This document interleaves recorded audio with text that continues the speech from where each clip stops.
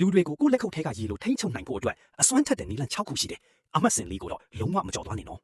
ကြည့်တယောက်ကကိုကိုတောင်းပန်လာတဲ့အခါရပါတယ်ကိစ္စမရှိပါဘူးလို့ချက်ချင်းမပြောနိုင်နဲ့အောင်အဲ့ဒီအစားကျေးဇူးပဲအဲ့ဒီလိုပြောပေးတာကိုအတိအမှတ်ပြုပါတယ်လို့ပြောကြည့်ပါဒါကသူတို့လုပ်ခဲ့တဲ့အမှားအတွက်တာဝန်ယူစိတ်ကိုနိုးကြားစေပြီးနောက်တစ်ခါအမှားမလုပ်မိအောင်တတိပေးပြီးတော့ဖြစ်သွားစေတယ်လေ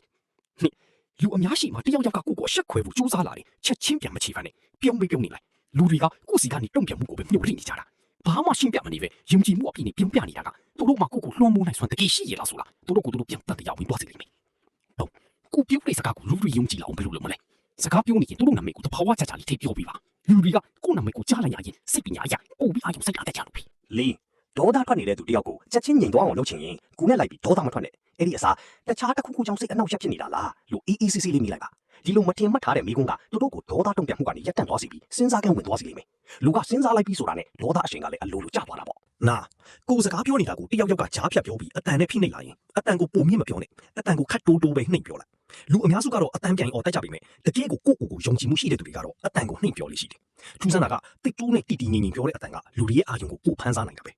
6လူအုပ်ကြီးတစ်ခုလုံးရဲ့အာရုံကိုကိုယ်စီရောက်အောင်ဆွေးချင်စကားပြောနေရင်အလေမှာခဏလေးရက်လိုက်ပါလူအများစုကတိတ်ဆိတ်သွားရင်စကားနဲ့အတင်းလိုက်ဖိတတ်ကြပြီမဲ့အဲ့ဒီလိုခဏတာတိတ်ဆိတ်မှုကစိတ်လောက်ရှာမှုကိုဖြစ်စေပြီးလူတွေရဲ့အာရုံစိုက်မှုကိုအလိုလိုရစေတာပေါ့မှတ်ထားရမှာကလူတွေကြားထဲမှာတောစာအရှိဆုံးသူဆိုတာအတန်အကျယ်ဆုံးသူမဟုတ်ဘူးလူတွေရဲ့စိတ်နဲ့စိတ်ဓာတ်ကိုကောင်းကောင်းနားလည်တဲ့သူတွေဒါဖြစ်တယ်ဆိုတာပါပဲ